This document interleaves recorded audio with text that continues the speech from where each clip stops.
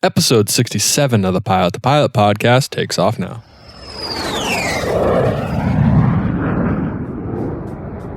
All right. Hi, my name is Korry Franke. I'm a 737 captain for United Airlines and the author of 3 Feet to the Left, A New Captain's Journey from Pursuit to Perspective. Today's episode is brought to you by AOPA's Pilot Protection Services. As disciplined and meticulous pilots, we are always striving to achieve that perfect flight from engine startup to shutdown. However, even the most experienced pilot can get distracted by a passenger or have a momentary bout of information overload. AOPA's Pilot Protection Services knows that your pilot and medical certificates mean everything to you, and that's why their trusted legal services plan attorneys and medical certification specialists are there to help protect you when things don't go as planned. It's available only to AOPA members, and over 64,000 members already participate. So go check them out before your next flight at aopa.org/PPS. What is going on, AV Nation, and welcome back to the Pilot to Pilot podcast. My name is Justin Seams, and I'm your host. Today is episode number 67, featuring Korry Franke. Korry is a United Airlines 737 captain, and he is the author of the book 3 Feet to the Left. In this podcast, we talk a lot about what his story was, how he became a pilot, the difficulties and struggles that he has faced, and we also touch a lot about leadership. We talk about the differences in being a captain and a leader rather than a dictator and someone who tells you what to do. There's a lot of good information in this podcast, and I really hope you're going to get a lot out of it. If you do enjoy this podcast, please check us out on Patreon, patreon.com/pilot to pilot. I want to give a quick shout out to some of my Patreons that I have and have had for a while. Let's go ahead and give a shout out to Micah Maziar, Garrett Green, Kylie Giffen, and Matteo Caligueri. I might have totally butchered your name, and I do apologize, but thank you to the Patreons. Without you guys and girls, I would not be able to do what I'm doing today. Aviation, there is a meetup at Oshkosh. It is going to be at booth C3150 on July 26th at noon. We're going to be doing free stickers and a rapid fire section. If you're there, when my equipment's there, I will be doing a rapid fire section with the people that do come, and it will be about 5, maybe 10 questions, just really fast, off the wall questions about aviation. Aviation, I do not want to keep you any longer. Without any further ado, here's Korry Franke. Hey Korry, what's going on? Thanks for joining the Pilot to Pilot podcast. Hey, thank you very much for having me. This is a thrill. No problem, man. No problem at all. Hey, I want to start out the same question I pretty much ask everyone. Why aviation? Why did you want to start your life and get involved in the aviation community? Yeah, well, like a lot of people, I caught the aviation bug when I was a kid. Specifically, it was when I was 5 years old. I was traveling with my grandmother to Florida, to Orlando, and was just I couldn't get enough of that view, yeah. Looking down at all the farm fields and the twisting highways and mountains and all that. But really where it supercharged was when I was in high school, and my sister was a college student at the time, and she was studying in London. So my family flew to London. It was my first trip overseas. Mm-hmm.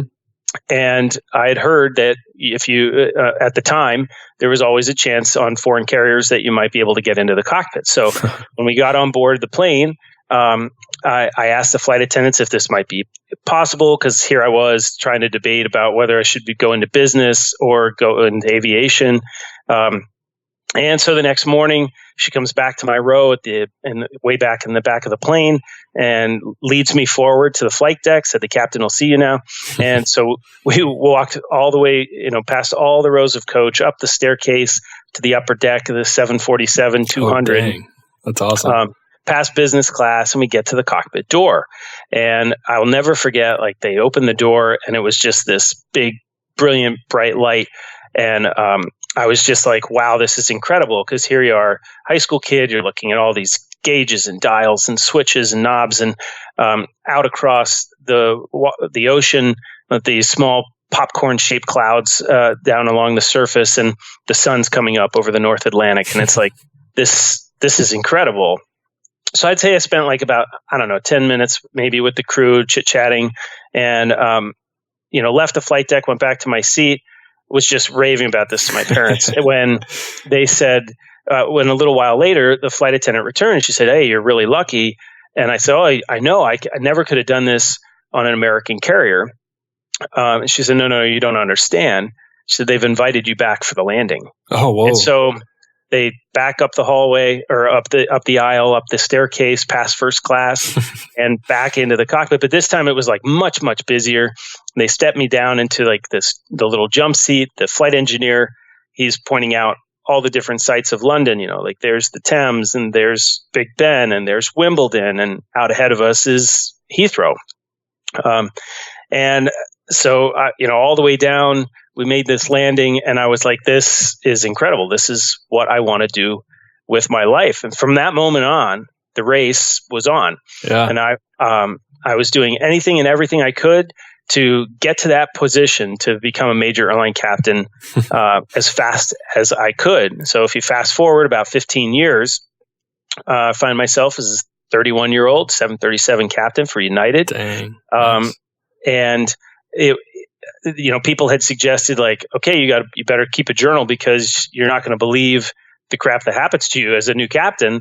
And so for the first time in my life, I kept a journal, and I couldn't believe the crap that happened to me. They were right. Mostly, right, exactly. I mean, mostly of it wasn't necessarily, because of what happened just inside the flight deck, but it really created this amazing story that where I felt like I grew a tremendous amount as a leader, and that I was shaped a lot as a man. Yeah.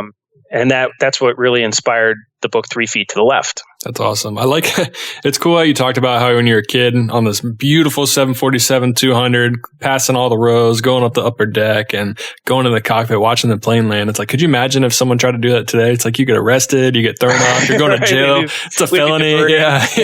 You're diverting, terrorist, you're squawking everything. Like, it's just like crazy how it's changed. It's so unfortunate because, like you said, that was left such an impression on you. And it's maybe not like during a landing or takeoff or anything, but I wonder if there's any way if somehow we could get back to letting kids up there when we were just in cruise. It's like there's not much going on in the cockpit when there's in cruise. It's like, I mean, it might be different in the airline world, but I'm sure you're tired of talking to the guy next to you that you've been stuck with the last 3 days anyway. Could use a little bit of a change. Honestly, that is partly why I really wanted to write the book, because flight attendants are no different. Like, yeah, they come up into the cockpit when we have bathroom breaks and things like that, but they don't get to see the real nuts and bolts of what goes on as a pilot. No. And so, while I had this story that I really wanted to share about my leadership growth and the journey of me as a new leader in some challenging environments, I also wanted to really make it immersive for a business traveler or an aspiring pilot or flight attendants or mechanics or the spouses of or family members of people that we fly around. Because you're right, like people just don't, until you've sat and you've seen a Cat 3 approach to minimums, or until you've dealt with thunderstorms or blizzards or whatever, like there's just no way from the back of the plane that you really have that bird's eye view. So I tried to write technically enough that it felt real, but not so technical that it flew over people's heads. And, judging from some of the reviews and the reader emails that I've gotten, I feel like I'm at least in the ballpark. That's good. That's hard for pilots not to get too technical. We just get so used to talking to each other and being like talking all the pilot jargon and acronyms, and other people are sitting there like, what? What are you talking about? So I think it's cool. Feat. Like my editor that worked with me on the project, she was perfect because she was very interested in the subject matter and knew virtually nothing about flying airplanes. Oh, cool. So it was a perfect fit because there were parts of the book that she would identify in the manuscript that I would have to like dig back into, and because I would think, oh well, everybody knows this, but thankfully she was there to help round out the edges and say, well, what do you mean by this, or what do you mean by that? Yeah. No one knows the equation of lift. It's like, what are you talking about? Right? Exactly. That's perfect. Well, cool. I want to go a little bit farther back, like before the book, before you're a captain. I want to kind of go back to you're this kid in the 747. You get off the flight. You're in London. You fly back. Like, what was next? What was your process in building the resume that you now have? What was your job? What was kind of the flight school? How did you choose a flight school? What did your parents think when they're like, oh my gosh, my son wants to spend thousands of dollars to go be an airline pilot? That's a really good question too. Thankfully, like my dad, in his family, my dad is a pilot now because I had the opportunity to actually teach him to fly. But that's so cool. His, I believe it was his uncle had a a small airplane. I can't remember exactly what kind it was. So we'd always had a little bit of aviation in our family, but nothing like professional by any means. But I think they were very intrigued by it. I think they were probably hesitant, as a lot of people are, to is my interest going to change? I mean, I started out wanting to be a garbage man when I was a little kid. So and then 1,500 different iterations between there and then. So is it going to change again? But, I went back and tried to learn as much as I could about the industry. There wasn't obviously nearly the internet presence that there is now, but you try to network and ask people and talk to people about it and figure out what do I need to do? And ultimately, it was funny because I was looking at the Naval Academy was one of the places that I thought, well, I could go to college, I could go in the military and become a pilot. But I actually have pretty bad vision, correctable to 20/20, but it's not like anywhere close to what the military standards were. So I'm sitting in Gettysburg, Pennsylvania, with the blue gold officer for the academy, and he says to me, look, Korry, maybe they're going to change the rules and the laser surgeries will become acceptable or not, but maybe they won't. And he said, so you need to determine if you want to be a pilot first and in the Navy second, or in the Navy first and a pilot second. And he said, if you want to be a pilot first, then I might suggest that you look at the school called Embry-Riddle. And so as it happened, he was a United Airlines 777 first officer at the time. Okay. And I had never heard of Embry-Riddle before that, but that started, obviously, we went down to Florida, checked it out. And basically paradise, right? Yeah, it was. It's great. There's a lot of pros and cons about Embry-Riddle versus other types of flight schools, but it is a special thing to be on that campus where it is only aviation people, whether you're in business or human factors or you name a major on that campus, like everybody likes aviation. And some people would say that's a con, but honestly, I feel like I don't know if you've ever happened to go there at all, but I feel like it's a pretty special place when you are amongst all those people. But yeah, I've never been there before. And I mean, honestly, the only thing I know is just kind of like the jokes that come out about Embry-Riddle. It's like, oh, they charge them like $200,000 to get their pilot license and all that other stuff. I don't like when people kind of give other people crap about how much money they spend on college. Things work different for different people, It's like one college works better for some people. 4-year college does. Some people don't go to 4-year college. Like we can all get to the same place and have different experiences. It doesn't matter if I spent $200,000, if I spent $10,000, which is impossible. You know what I mean? It's like, don't hate on someone for going to Embry-Riddle because that was their best option that they had the opportunity to go to, Right. Yeah, I totally agree. And, maybe in retrospect, maybe I should have looked at some of the other schools that are out there to have like a more traditional college experience. But then again, for me, it worked very well. Yeah. But I have to tell you this one story because you're going to get a kick out of it. Sweet. So I decide I'm going to apply to Embry-Riddle, and I go to my favorite high school teacher at the time, and I say, and he and I had been talking for quite some time about aviation and this and that, and he'd always been kind of cold about it. So I went to him and said, okay, I've made my decision. I'm going to go to Embry-Riddle, or I'd like to apply. I said, would you write a letter of recommendation for me? And he stands up and he waddles, kind of walks over to me, and he's standing right over top of me, and he says, so you're really going to do this, huh? And I said, yeah. I said, this is what I want to do. I'm committed. And he said to me, well, you darn well better make it, or you're going to be washing dishes the rest of your life. Oh, shoot. Thanks and for the vote of confidence. Saw that. Yeah, right. Exactly. And I mean, you could just feel the wind just get sucked out of my air. This was a man that I deeply respected. And he was telling me, basically, I felt like he was telling me that I was throwing my potential away by pursuing aviation. Now, come to find out years later that a family member of his had worked for one of the major airlines and had been furloughed a number of times and had this terrible career. And that was the viewpoint that he was coming at it. But I didn't have that. And I kept saying to him, things like, but you don't understand. I'll work harder. I'll do whatever it takes. I can do this. And he's like, well, you can't beat a seniority list. And there is an awful lot of truth in that the 17 or 18-year-old me at the time probably should have, listened to, but then, there's, as you and I will get into, and I'm sure a lot of your listeners have experienced, like when you have that passion, like you've got to go for it. You've got to give it a shot, because one day you're going to be sitting, you're going to be 60, 70 years old, and you're going to be wondering what could have been, what may have happened. When your buddy's retiring from United, flying a 777 all over the world, and you're washing dishes like that guy said you'd be doing. Exactly. It's like, dang, I should have tried. But I get what he means, though, because my first job after Embry-Riddle was flight instructing at a place called Virginia Aviation, and in Lynchburg, Virginia, and I was making $14,000 a year that year. And so there were many days when I was, eating my canned tuna and trying to pinch pennies wherever I could, like where I thought about him, and I thought he's probably laughing at me right now.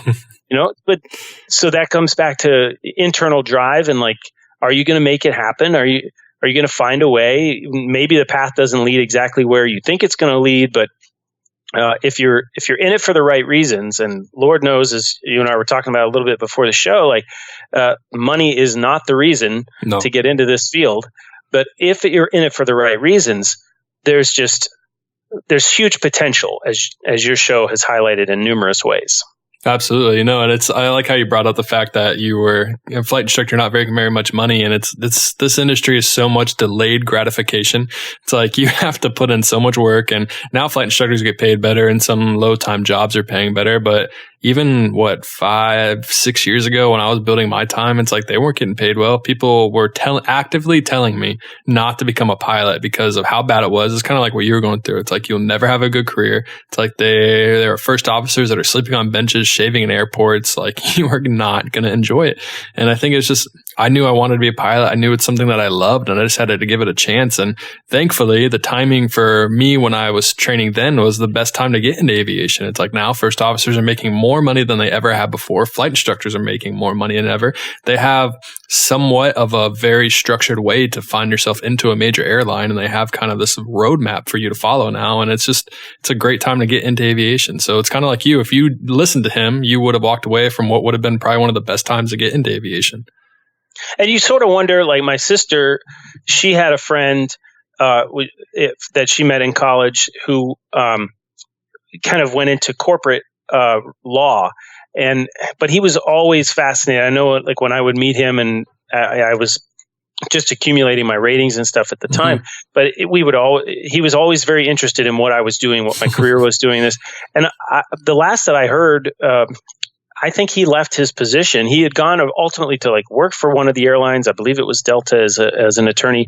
And then he left that to get his licenses, and he's pursuing his dream. So even if I had gone that path, you never know what would have happened. Maybe I would have found a way back to aviation.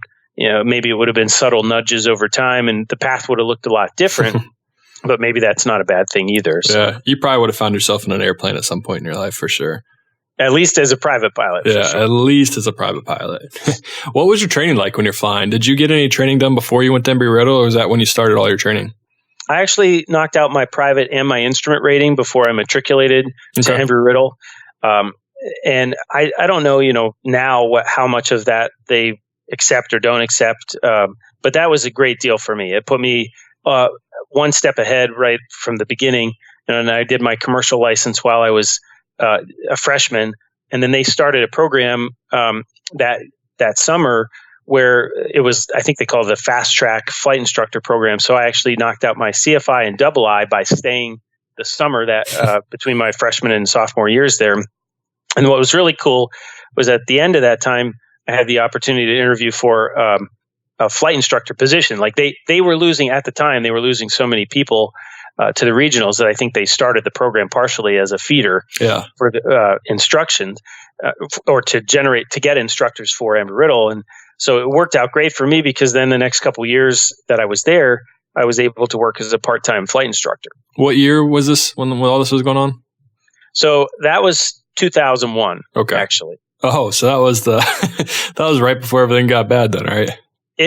I think I would have to go back and check, but I believe I started working for Embry-Riddle as a part-time flight instructor in August of 2001. And in September, obviously was the day that changed aviation forever. Yeah. There's been a couple other people that I've talked to, and they were like, yeah, in August, I got hired to this job in 2001. I was like, here comes the other part of the story. So, Exactly. So from your perspective, what changed for you when September 11th happened? Did you lose your flight instructor job at all? It was like kind of what happened with you? Believe it or not, I did not. Embry-Riddle, all of a sudden they weren't hiring as many, or they stopped hiring new, to my recollection at least, they stopped hiring flight instructors. I believe there may have even been a small furlough of flight instructors that were full-time. Mm-hmm. But for whatever reason, the part-time student instructors like myself, we kept flying. I kept my students and we kept flying. But that was a difficult period of time, and for everyone.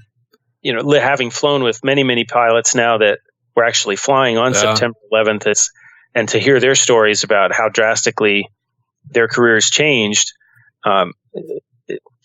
it's hard to imagine a day like that ever affecting the airlines the same way again. My dad's a U.S. Airways pilot, or my dad's an American pilot, flew Piedmont, U.S. Air, U.S. Airways, kind of went up that whole chain. And he was at LaGuardia getting ready to take off when he saw the second plane hit. He was like, he has an incredible story about the whole event that one day hopefully I'll be able to tell. But yeah, he saw it hit.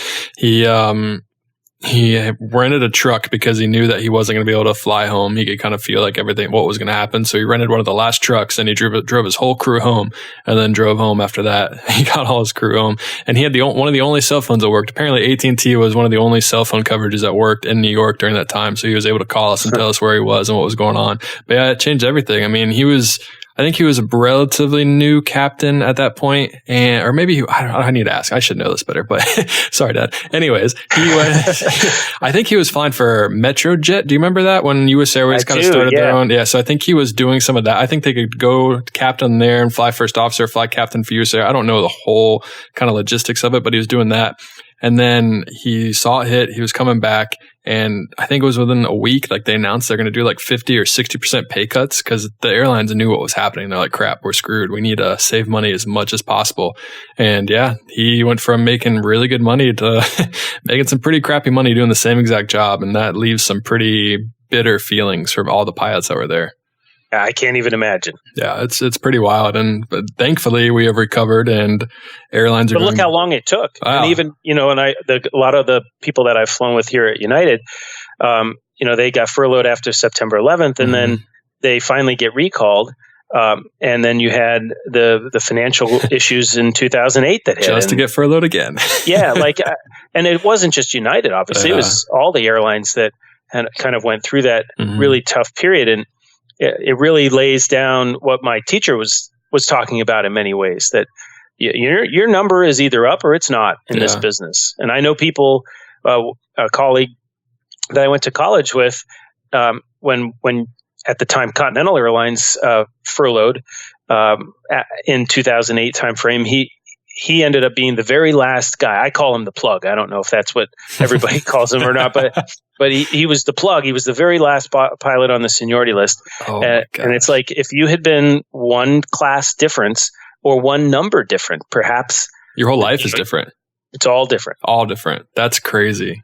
And that's the really tough part with aviation, I feel like, is that you can do so much, but at some point you are along for the ride. Yeah. I mean, just a few weeks ago, I had a conversation with a friend of mine that is not in aviation whatsoever. And he was like, would you ever think about, going to work for Delta or somebody else? And it's like, no, man, I'm here. I'm at United for the long haul. It's like, if I go to Delta, I got to make like $70,000, and then they don't pay for hotels and you do training. So I'm not paying that. Yeah, I'm not doing that. Yeah, it's crazy. You get a seniority number and you just start praying, like, please don't let anything bad happen until I am over the hump. And then when we have our retirement parties, we can all figure out whether we played our cards correctly or not. Yeah, I know. And there is no correct path in aviation. It's like you can't predict what's going to happen right now. It looks like it's the best thing, that it's the best time of aviation, but we don't know what's coming next. We don't know how close we are to the next kind of mishap or misstep or hiccup in the economy or in the world or whatever. So it's like just enjoy this time while we have it, because as you know, and as hopefully what the younger generation knows too, is that this is not always going to happen. Something else will pop up, and aviation has gone through these cycles many times. So something's definitely on the forefront and will happen eventually. But just like you said, just get that seniority number and just really hope that that's where you are, because it's really annoying. Like you said, you can be the best pilot in the world, and it doesn't matter. All these other people have failed training, they failed check rides, they failed all this, and they still, just because they got there or they were born 2 days before you were, they'll have a better seniority number. It's like nothing you can do about it. Yeah, I mean, it is what it is. Yeah. And imagine, like, if you had been offered a position with Pan Am, like, who wouldn't want to take that job? Yeah. Like, that was the airline to be with, and now it's not around. I mean, you just have you have no idea. You hope and pray that these companies will keep operating. But I mean, Lord, look at the regional landscape and how much that has changed in the past 5 to 10 years. Like, half the companies weren't even around. Yeah. It's crazy. Or there were, in some instances, there were more companies that aren't even here. It's like you had the Comairs, you had all the other smaller carriers that have either been absorbed by a Republic or one of the bigger 121 regional carriers. It's crazy. Right. Well, you have no idea. I was an Atlantic Coast Airlines intern when I was in college, and I joke, they became Independence Air and then went out of business. And I joke sometimes that I'm still waiting on the guaranteed interview call from ACA. Any day now. It's coming. I know it. That's so funny. Yeah, it's crazy. It's a crazy industry that we are in and that we all call our own. And it's tough. That's why making a decision to leave, say if you're at some people like regional, some people stay there, but some people like the seniority number and they don't want to move to a major. I've talked to some people that enjoy where they are. And it's like, well, I mean, if you're happy, why move? But at the same point, it's like you can get to a major airline, you got to try, Exactly. Yeah. Oh, cool. Well, so last time we talked about you were a flight instructor. September 11th just happened. And what was how long were you a flight instructor before you moved on to your next job? You said you're an intern waiting for the call from, was it Atlantic Coast Airways? Yeah, exactly. So I worked for Embry-Riddle. I graduated early there because I had stayed summers and things. And so then I did Atlantic Coast Airlines and the Continental Airlines internship.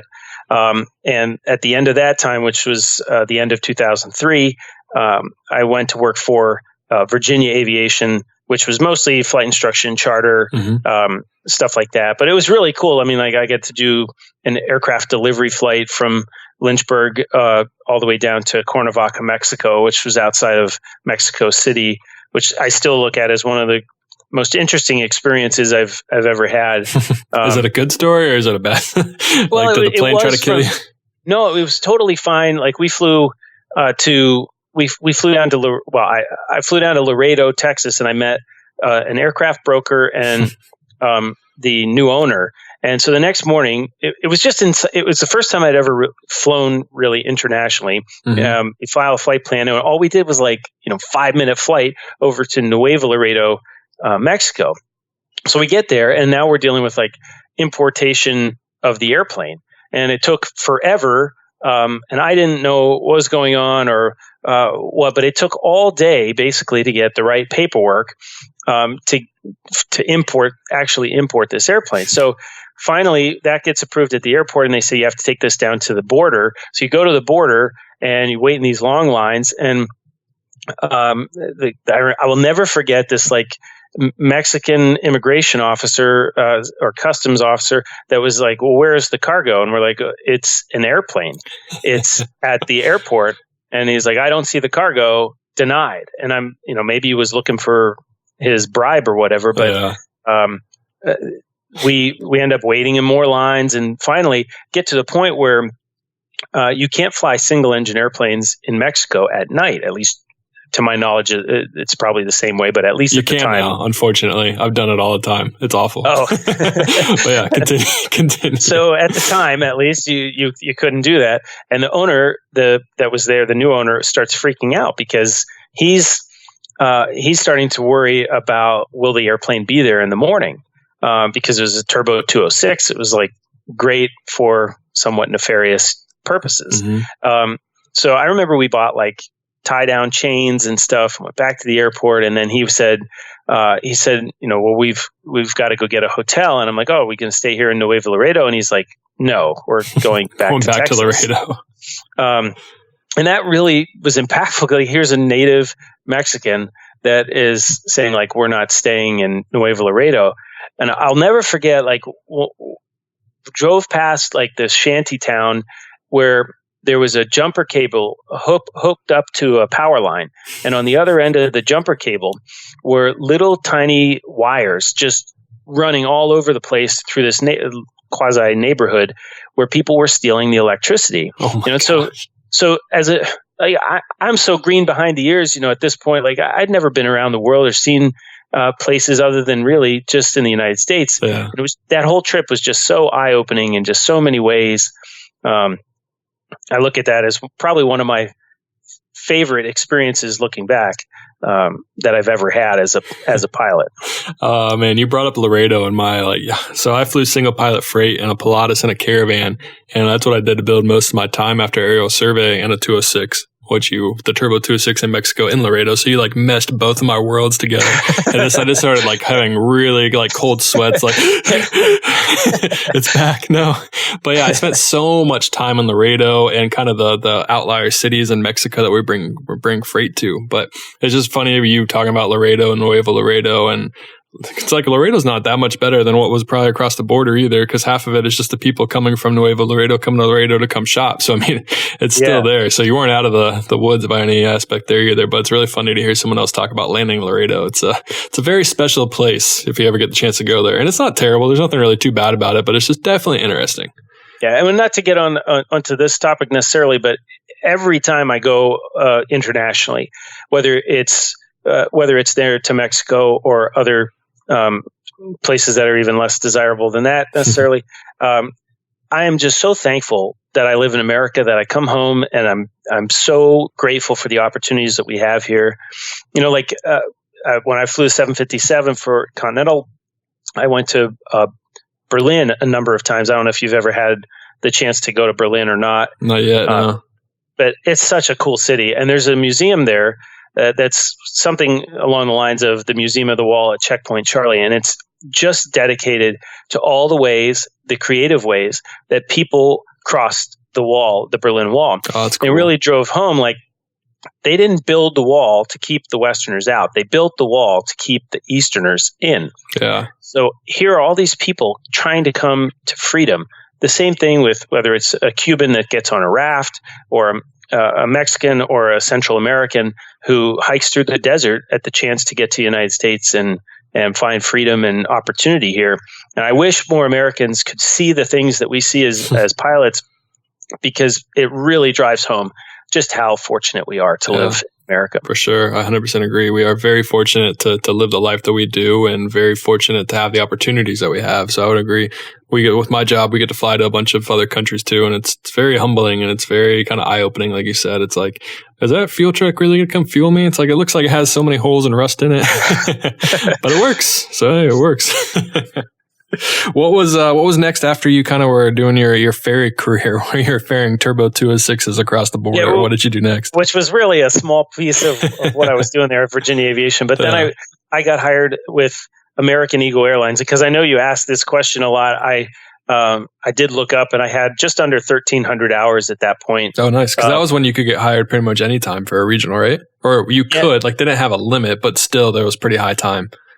Yeah, like I'm trying to think what was average back then, but I know I had more than the minimums for sure. Yeah. But it was a little more competitive than, or to at least get a phone call, I think you needed a little more. Well, I guess that's not true though, because they have the minimums now, the higher minimums. So I take that back. Yeah, I think it's changed a little bit. I think obviously the higher minimums, so they have more of a pool for now until they run out of them, of guys with 1,500 or 1,200 or 1,000 hours, depending on how you did your training. Yeah, but that was great. So I flew a Saab 340 for American Eagle out of Dallas, Fort Worth. The mighty Saab. How was that? How was flying the Saab? I love the Saab. Really? I love this. There's like, and probably because it's it was my first airliner, so holds a probably special a little bit of an affinity for it, right?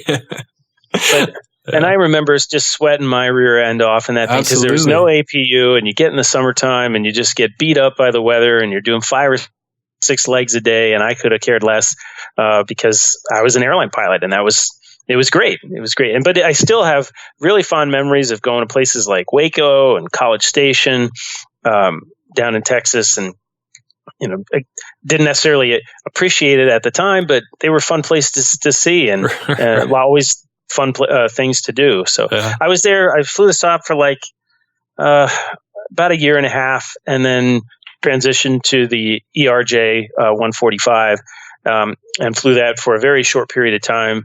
And then I got hired by Continental Airlines in 2006. What was it like making the jump from a turboprop to a jet for you? Because I know some people can struggle with it. Things happen a little bit faster. You got the jet engines on there, not the propellers anymore. But I felt like I only flew a single engine turboprop, and I felt like the turboprop really set me up to succeed in a jet world just because things do happen faster. You're not being hired from a 172. You have to plan the arrivals. You got to plan approach speeds. You got to figure out that you got to fly fast so you don't slow down the 737 behind you that's coming right up your butt. It's like, how did that help you out? And the Saab, I don't know about the Platis, but the Saab, we would fly around at 250 knots all the time for cruise. So like below 10,000, I think you're right that it did set me up very well. I do laugh though, because it was all VOR to VOR. There was no GPS that we had. So, I had all of the VORs and the radials and the distances, all had frequencies, everything was memorized across Texas, Oklahoma, and Louisiana at the time. Kids listening now are like, what's a VOR? Right? What's he talking about? I did an NDB. I remember having to do NDB approaches, I believe so, at least in the simulator for the Saab. Jeez. So, and nobody does that anymore. No, you poor soul. Right. But it was a big jump. I do remember it being a big jump, but it was also really exciting because now, you're flying so much further away, and you started to feel like you were a real airline pilot. Right. When you're doing 2 or 3 hour legs sometimes in the ERJ as opposed to 30 minutes to Waco. That's an interesting kind of thought process that you brought up. Like when you finally come to the realization that you are a real airline pilot, maybe not realization, but you finally feel like you're a real airline pilot or just a real pilot in general. Because even now flying the Latitude, it's like I still don't necessarily think of myself as a real pilot just because like I feel like you have to have some kind of like beard, or not beard, but some kind of mustache, wearing some big glasses, and you have to fly a 777. You have to have Vietnam horror stories and all that stuff to be considered a real pilot. So when for you, would you say that you were like, man, I'm a real pilot? Was it relatively younger, or was it kind of when you got to United and you're a 737 captain? I think that when it really hit home for me was my first international trip with Continental. Yeah. I got hired right onto the 757, 767. Dang. So I did two trips down and back to Florida on IOE, and then the end of my IOE was the 76400 to Rome, Italy. And good luck, enjoy, see you. I still remember doing the walk around, and the tires coming up to the middle of my chest, and you're standing and looking at these engines, and the tail is just towering above us. And then, you're sitting there on the runway, and they tell you you're clear for takeoff, and you're thinking, this is this airplane. I think it maxed out somewhere in the neighborhood like 450,000 pounds, and I'm like, this is insane. This is crazy. Sounds like you had that "we're not in Kansas anymore" feeling when you're looking at the tires that were almost taller than you. Like, oh boy. Well, and especially then once you cross the ocean, you're watching the sunrise. You start hearing like these accents are not American accents anymore. It's like it's the Scottish, and then it's the French, and then it's now we're talking to the Italians. And you get out of the crew van in Rome, and you're looking around, going, oh my God, I'm in Rome, Italy, and they paid me to get here. Go home, call your wife. Your wife's like, I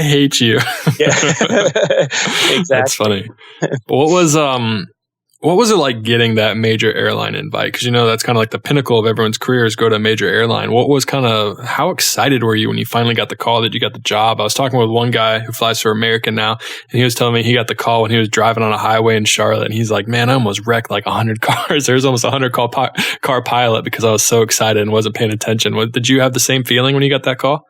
I totally did. And the funny part, the best part is that, so I'd started dating my now wife. I'd met her in I think it was February, late January, early February of 2006. And so I had gone to, flown out to she was living in Pensacola, Florida at the time. And so I flew over to meet up with her for the first time after we had met at this conference. And so I'm standing in the airport waiting for her to get there, and I get the call. And so now I'm like stoked, completely stoked that I'm going to go interview with a major carrier. I get in her little Ford Escort at the time, and I'm like, it's great to see you. I have to make some phone calls. And I don't know how she didn't just kick me to the curb, because I think I was on the phone for a while that day. Calling my parents and just telling people like, well, oh my God, I just got the call from Continental. She was smart. She was hearing the conversation. She was like, oh, I'm not driving this Ford Escort for much longer. So she was smart. She knew what she was getting into. Right. So she's a smart cookie. That's for sure. That's good. That's what I did. I had to marry a much smarter person than myself. For our kids' sake back in the right. Exactly. Yeah, but that's so cool. I mean, I can't even imagine getting that call from a major airline and just how excited, because that's like it's a culmination of your life work. It's like that goes back to when you were talking with your teacher, the person you really respected. And that was kind of what he was talking about. It's like, I mean, if you make it to major airline, it's like not everyone can make it, and you did it. You got to go to the major airline. So that's really cool. But then you get you go to the interview and you're sitting there at the table and you're looking around and you see the aircraft model, at least for me, I don't know how it is today, but like you see the aircraft models and you see the signage on the walls and the advertisements and all of this. And you're like, oh my God, I can't screw this up. Like, how do I not screw this up? That's the whole entire goal. Yeah. It's like my girlfriend already bought a new car. She has to get the Escort back. I'm in over my head. Yeah, I can't do this. Did you find yourself comparing yourself to other people? Like, man, maybe I'm not good enough to do this. Or were you kind of full of confidence and ready to go? Well, I knew when I was in that interview that I said to them at one point towards the end, they said, is there anything else you'd like to add? And I'm always trying to turn negatives into positives. Mm-hmm. And so I knew that one of the biggest downsides for me was that I had never been a captain. And, relatively speaking, I had pretty low time. I had about 2,500 hours, a little more than 2,500 hours when I got hired. Dang. And so I said to them, I looked around and I said, look, when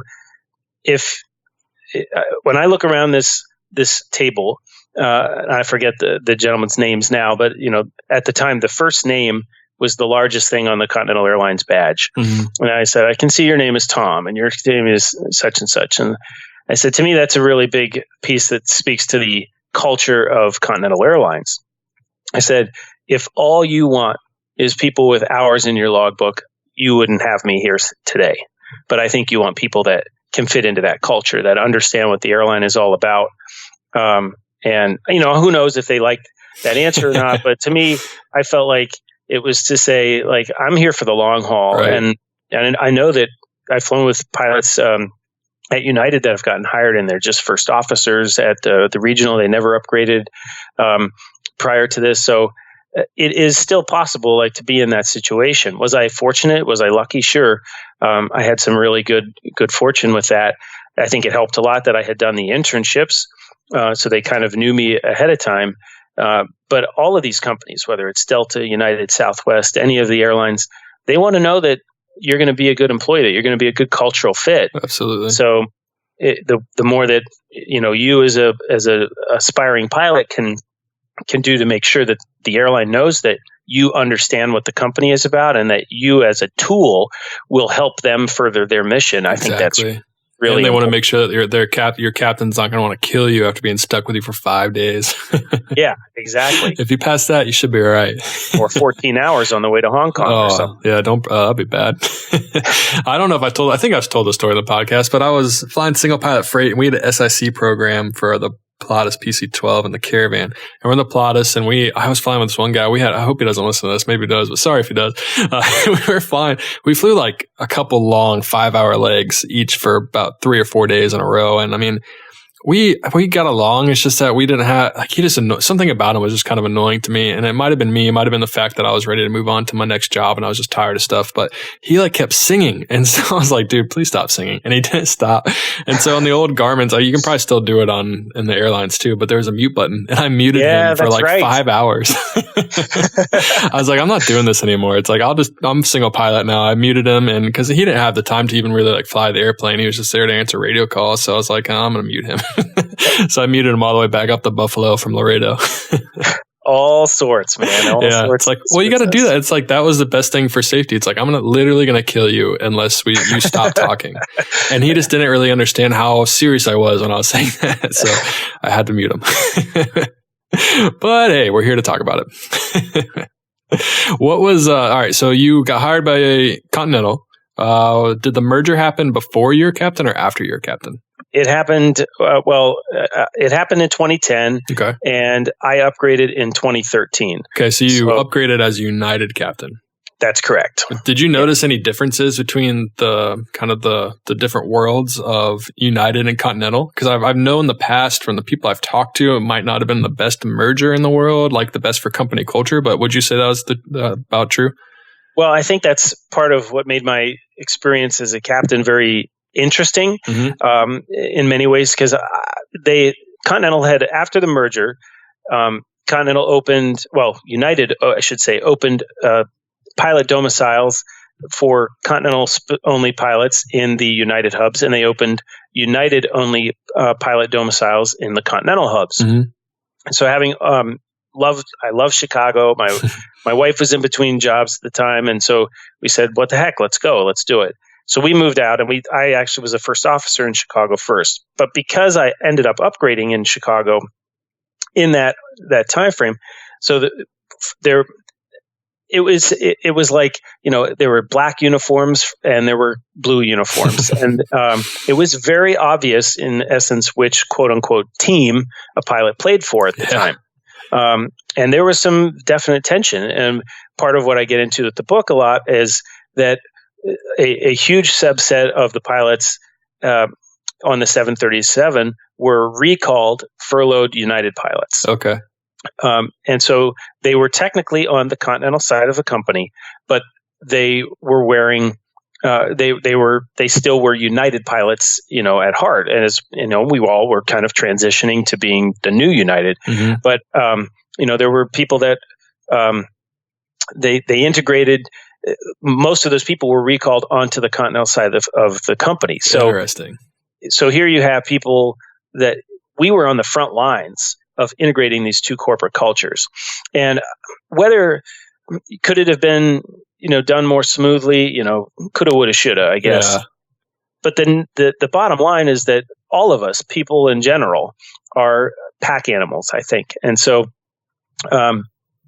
Whether you were a legacy United pilot or a legacy Continental pilot, for both subsets to embrace that, hey, we're actually a new company, and or a company that is coming together, and let's put the past behind us. Like, that is really tough to do. Yeah.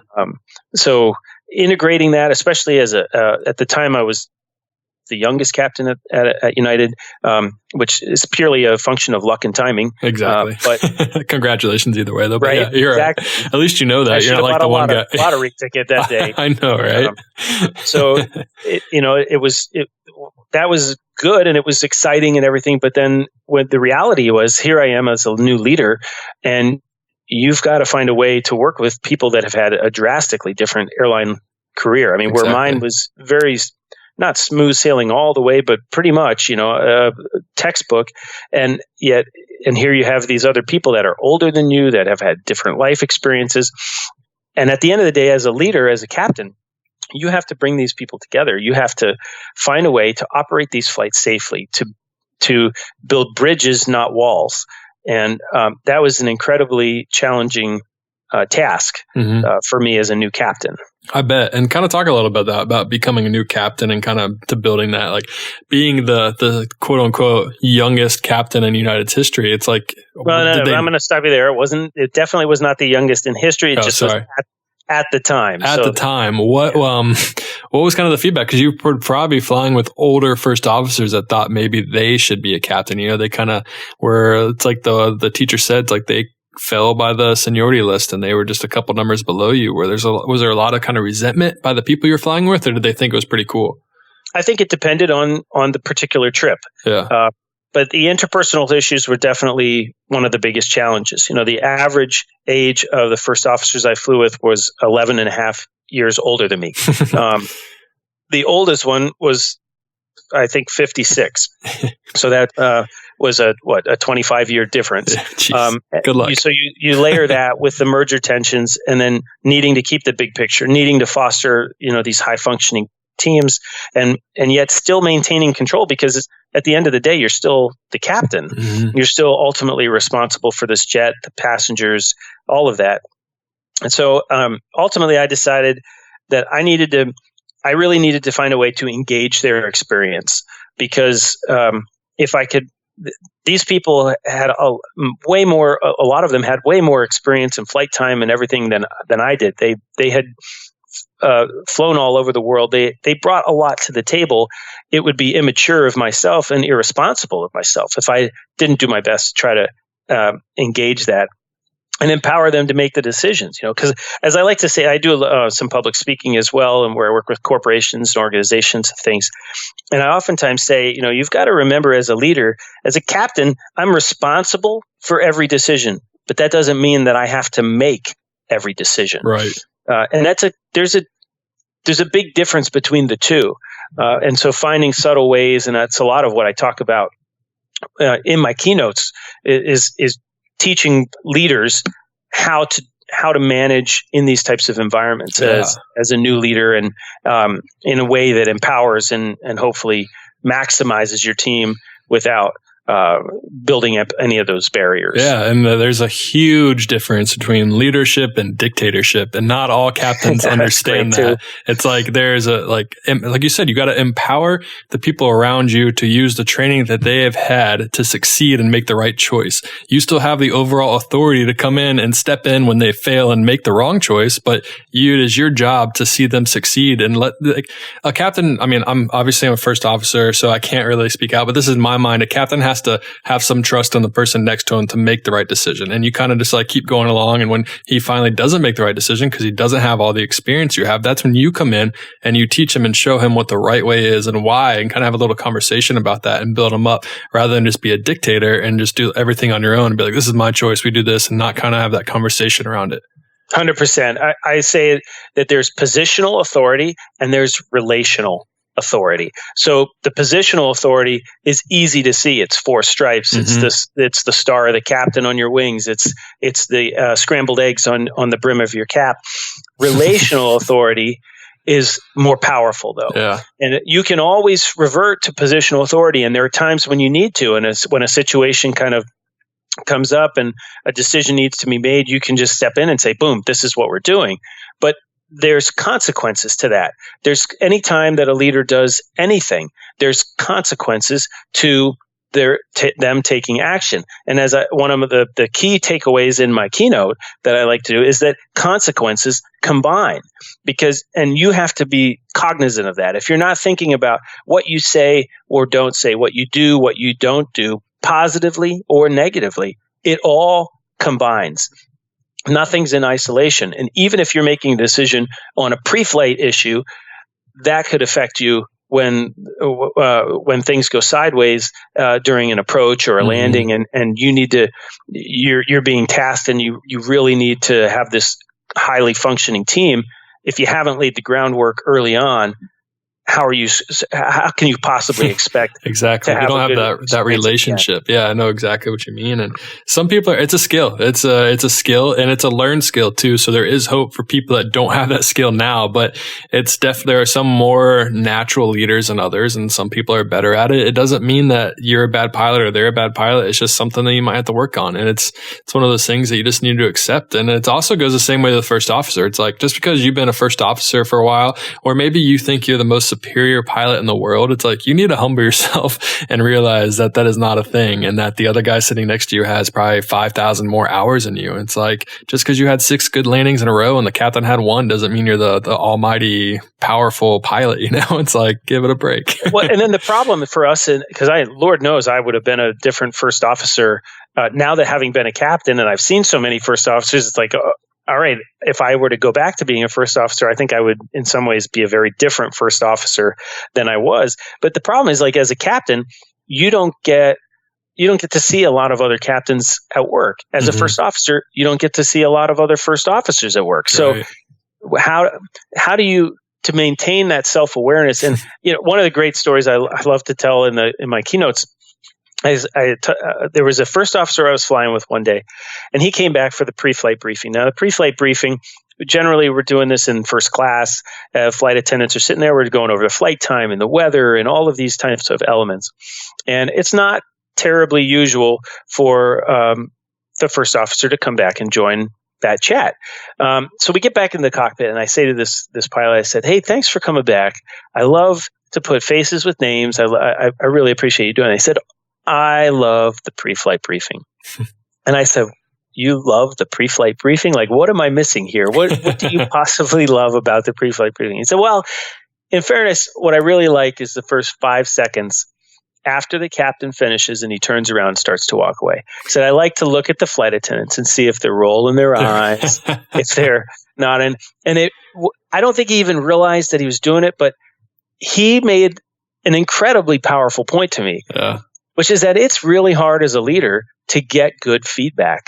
Because if you're not cognizant that people, because of your positional authority, that they're going to sit there and they're going to tell you one thing or another, if you're not aware of that, that is a huge blind spot for you as a leader. And so to get good information, like to set a positive tone, to set a tone where it's open and transparency is valued, and those are things that you as the leader will dictate one way or the other, good, bad, or indifferent. But you can, by taking certain actions, I believe you can help to influence the way that you are perceived and how that team building goes. But absolutely, self-awareness goes a long way. And our job is very kind of demanding at some points, and it can be fatiguing. So it is hard to be on your A game at all times. But I think everyone understands that. But it's a counterpoint is it's very easy to get a bad reputation. All it takes is one mistake, and they don't care if you're tired, if you're having a bad day or whatever. It's like, you kind of got to be on your A game at all times, before that reputation or those eyes start rolling. So it's kind of funny that he said that. Absolutely. And you could be the best pilot in the world, and every time that you take off, you've got to bring that plane down safely. There's going to be millions of people that across the country that are going to be second guessing every single decision that you made, and that is just part of the nature. The nature of this job is that you can't forget that you're under the microscope. But then on the same thing, like, if you can't let that overwhelm you either, you just got to do your best. But I don't know. It's yeah, it's tough. It's a tough position to put in, but that's the position you're in, and you got to do the best with it. And your passengers don't care if you're the youngest captain or if you're a captain that's nearing retirement. Like, they expect the same. The company expects the same. Yep. Your colleagues expect the same. It's a lot. It's a lot to put on, especially I think about pilots that are upgrading to captain at a regional level or something in your early 20s, and that's a lot of responsibility, and sometimes maybe we take it a little too lightly. But there's a huge amount of responsibility being put in and trust from your passengers that get on board that airplane. Yep, for sure. There's a lot of trust, not only the passengers but their loved ones. It's like there's a lot of trust to everyone. The airline can't work without trust. What? So you're talking about you were told to start a journal when you became a captain. When you were first told that, did you kind of like laugh it off, be like, haha, yeah, I'll start a journal. Okay. Or did you take it pretty serious? Like, no, I'm going to start a journal and write a book. No, I thought, well, a worst case would probably be an interesting year to document. Now I look back and I think, I would have journaled so much differently. Yeah. Because I would have things where I'd say, I had this conversation with so and so, but then I didn't get into the specifics of like what that. So now you have your memory and what you're recollecting, or this spectacular sunrise. Yeah. Well, what did it really look like? Like, that's the hard part as a writer, especially in recreating these events, is staying factual. And I would go back and I actually had conversations with a number of the people that I feature in the book to make sure, like, especially one guy in particular that plays a fairly central role, that I wanted to make sure I got the stories right. I would review like my pictures that I took and all of this, but then to make it vivid, to make it feel real, like to bring all of the senses together, the sights, the sounds, the smells, all of that is what really makes words pop off a page. That it was. Now I keep a journal, and I actually keep a handwritten journal now. Oh, nice. Which that came about because inside of parentheses, I read my grandfather's journal from 1943 when he was a pipe fitter out in Washington State, repairing ships that were damaged in Pearl Harbor. Oh, whoa. And it was amazing. It was an amazing little journal. But he did the same thing in his journal that frustrated me so much. Like, he'd say, read for a while and then turned in. Well, what did you read? I want to know. Like, what was that would be cool now as your grandson to be able to visit some of that stuff. But you could just picture him sitting on on his bed with his pen or pencil and just writing these things out. And I don't know if you've never done a journal, I highly encourage you and your listeners to do them. You won't be disappointed. It's well worth the time and the investment. Give it a shot. I've tried it every once in a while, but I'm not a very descriptive writer like you're talking about. I'd be like, oh, sky's blue this morning. See if it is tomorrow. We'll see you later. But maybe after a year, you're a little bit better. It's true. And it's only for you. So that's true. It works for you. Yeah, until someone hacks my computer and publishes it. No, I'm just kidding. So you did write the book 3 Feet to the Left, and it is kind of like the talk about going from the right seat to the left seat, and you're told you're going to have a lot of interesting stories come up. What were kind of, I don't know if you have 2 stories from your book that really kind of stick out to you that you kind of love to tell? Sure. So, I think there are 2 that really come to mind. And the first from a flying perspective is that really, I think, dives into a lot of the decision making and such that we have to deal with. Is there's a gusty, windy landing after a blizzard in Chicago, and Chicago has long-ish runways for the most part. They have some very long ones, but they also have some that are not terribly, terribly long. Right, and the long ones are usually used for landing or for takeoff more than landing, right? Yeah, exactly. So we're coming in, and it was a direct crosswind, just a few knots away from the demonstrated crosswind limits of the 737. Oh, I love these stories. So, we're juking and jiving all the way down the glide slope, and you get to a point, where we get towards the landing, and I land successfully. Spoiler alert. We land successfully.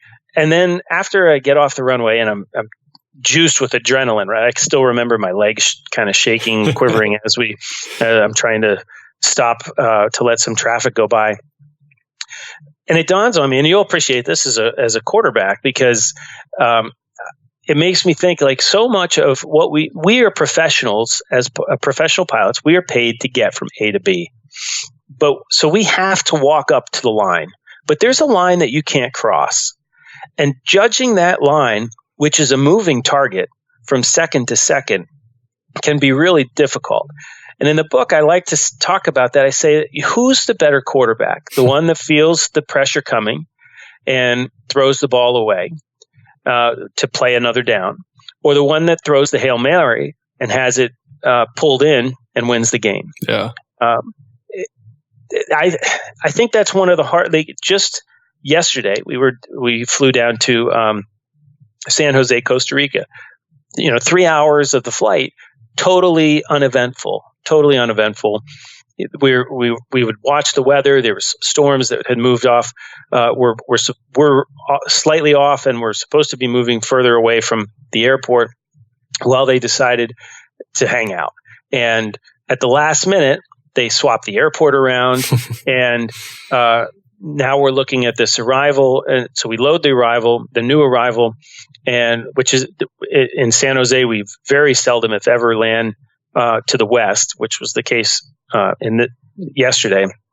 And you're going through this weather, and now you have this thunderstorm that's sitting off the end.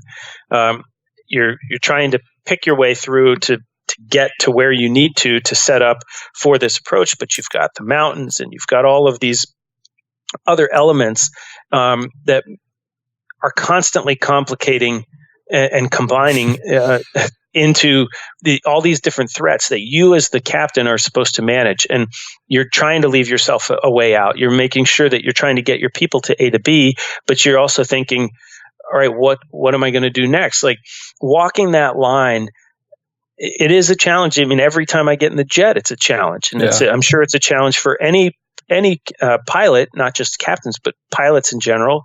Or how far is pushing too far? How far is pushing enough?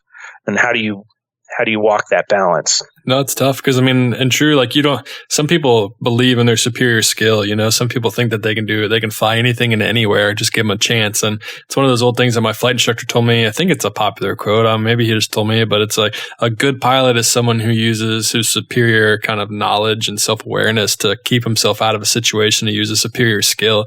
And I just think that's so true. And that, like you said, it's very hard to walk that line because maybe like 90% of the people don't really come into contact with a position where they they crossed that line, where they went too far. So it's one of those things where you don't know how far is too far sometimes because it's always worked. Or you've heard stories about, Sadly, the people that cross that line, we may not have the chance to interview them. Exactly. And to get that perspective. So it's aviation is incredibly unforgiving. Very unforgiving. And it can happen very fast too. Or it can happen before you guys took off, where you made one bad mistake and it follows you the whole way, and then it kind of just starts building on itself. So it's definitely wild.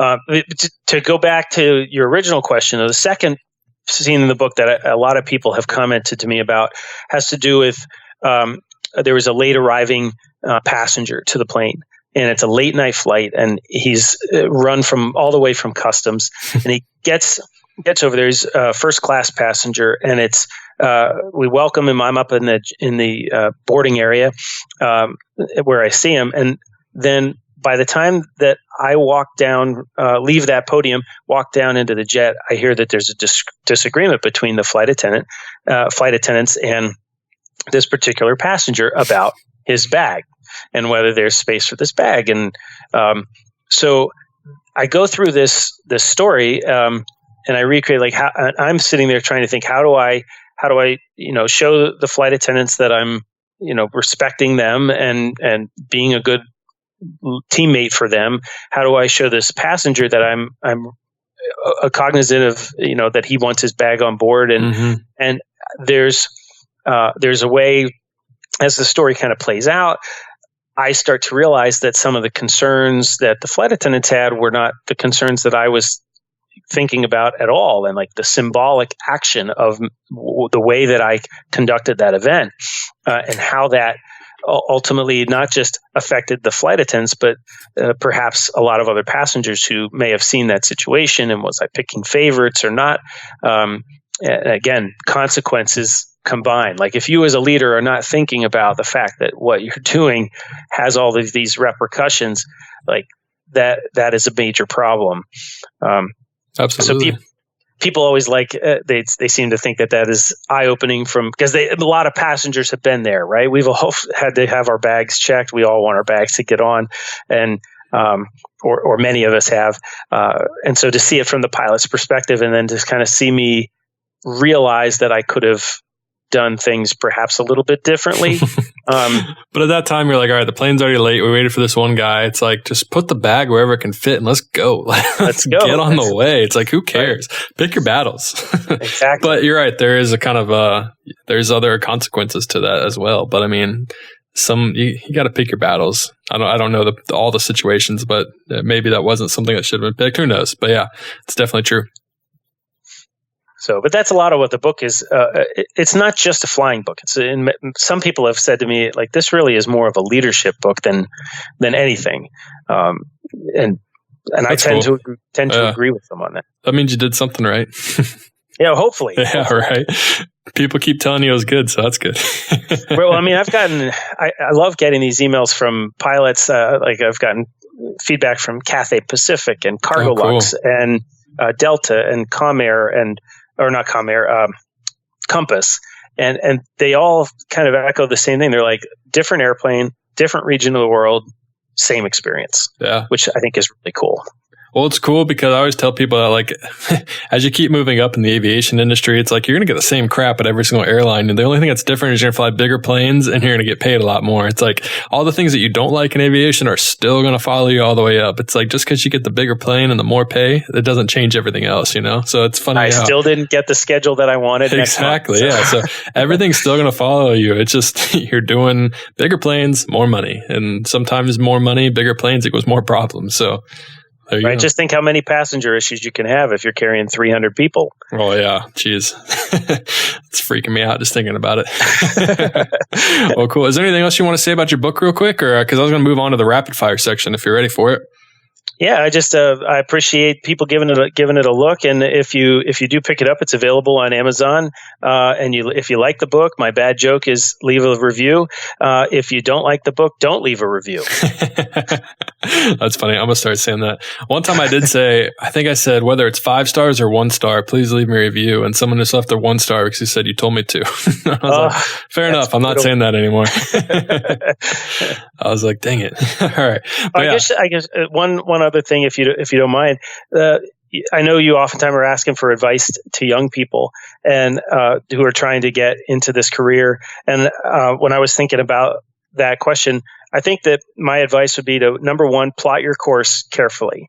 Like, go to the people who know the industry, and your podcast is phenomenal for this. Like, there's so many opportunities, so many different stories that you can hear of ways to go about doing things like that. So just be very disciplined about plotting your course carefully. And then number 2, execute with excellence. Like, people want you to succeed in this business, but you've got to take the effort. So you've got to be disciplined, you've got to be strategic, and you've got to remember, as I've said a number of times today, that consequences will combine. So in college at Embry-Riddle, you think about partying, and I was always in the back of my head, I was thinking, if I do this, is this one night really worth throwing this entire career away? Exactly, and it's just not. So, and then number 3 is embrace diversions. Because while seniority matters, and I'm very guilty of being a climber who really wanted to get here as fast as I could, I probably missed out on some really neat life experiences too. You and I were talking about Josh Maddox, the seaplane pilot that you featured a few weeks ago, I think it was. And, those experiences, or maybe being up in Alaska, or I flew with a first officer who flew the Pilatus. Nice. And he flew it in India. Oh, whoa. And he flew the Dalai Lama one day. He showed up and the Dalai Lama gets on his plane. Like, there are amazing experiences that you can have in aviation, and the best part is they all make for great interview stories down the road too. So once you fly something cool, hit me up so we can talk about it. That's funny. No, it's true. It's there's so many cool things, and it's interesting. Kind of how do you play your career? When you're looking at it, it's like, am I glad that I went aerial survey to build freight, and then went to freight, and then went to where I am today, or do I wish I just would have become like a major airline pilot and got on as quick as possible? But I think you can't go wrong in how you build your career. It's like you said, it's like one person can get somewhere quicker, but you might be able to get to the same company and have a very similar lifestyle, but still have all these life experiences to talk about when you guys are flying with each other, So it's like, don't get your path is your path. Yeah. Don't get too caught up in the fact that it might be taking you a little longer, because aviation can be unfair. Some people know people, some people are just in the right place at the right time. And it's just how it is. It's unfortunate, and it is fortunate when you're the one that it pays off for. So, there's really not much to do other than just enjoy your ride. Exactly. Which is hard. Well, like I said, I have a rapid fire section for you, and it's just going to be some quick aviation themed questions, and you say the first thing that comes to your mind. Okay. All right. What is your favorite airplane you've ever flown? Oh, hands down, the 757. Least favorite airplane you've ever flown? Least favorite. Man, I've been pretty fortunate. I'm trying to think.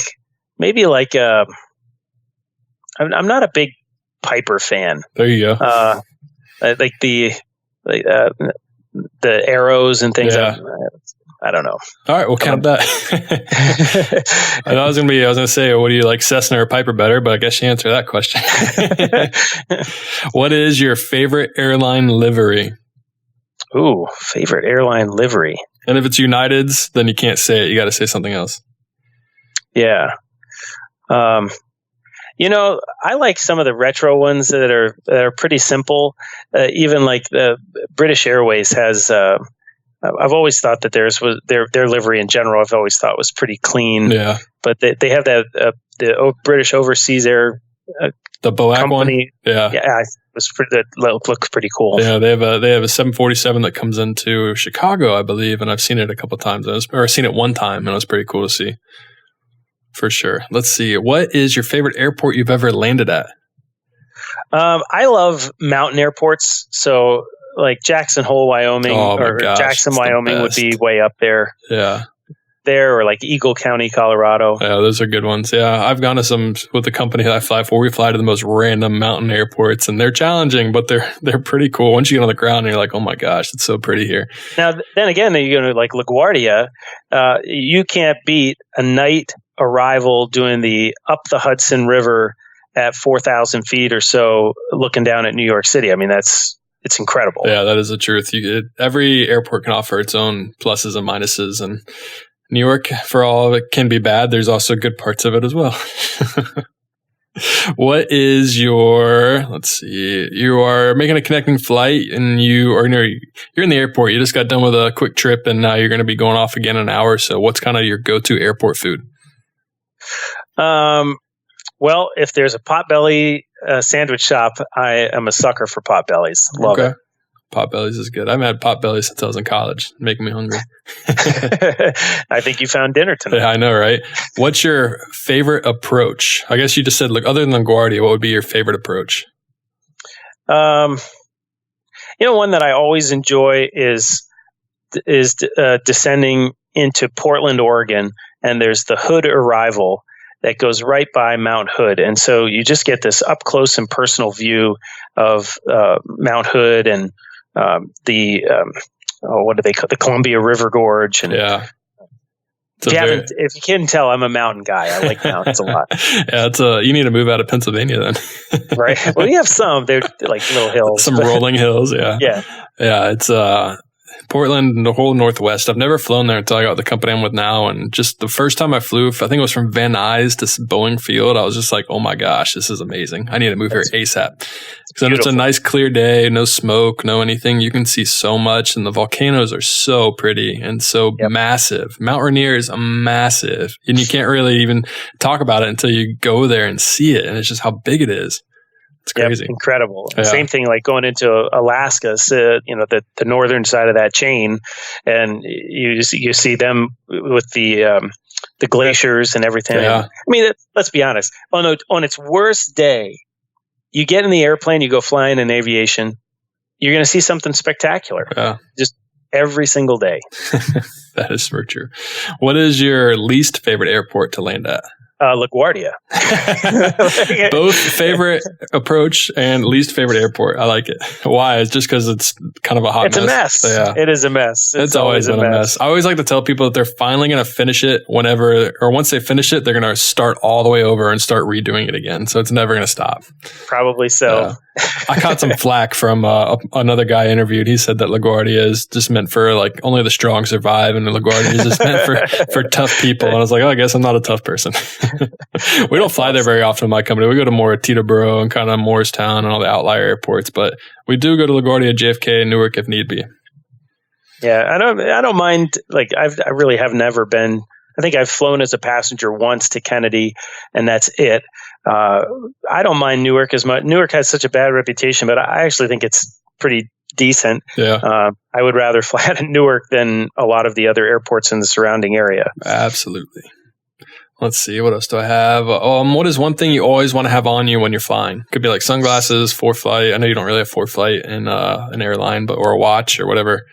Yeah, I would say my A&R headset would be one, because the 7.3 is rather loud, and having the headset makes it just so much nicer.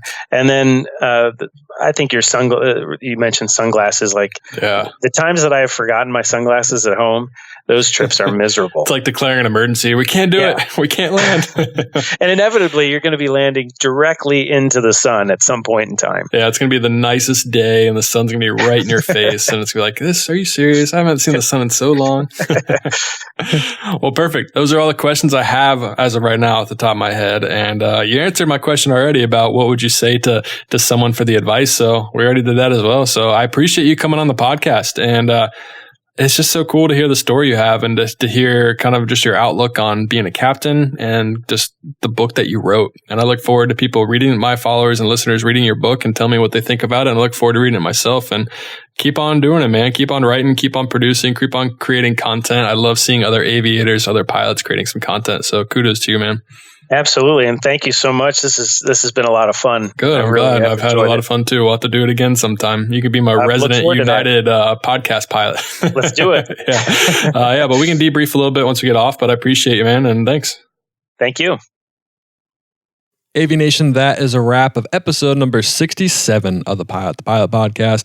Like I said earlier, if you enjoyed the podcast, please leave us a review on iTunes. Check us out on Patreon. Find us on Instagram at Pilot.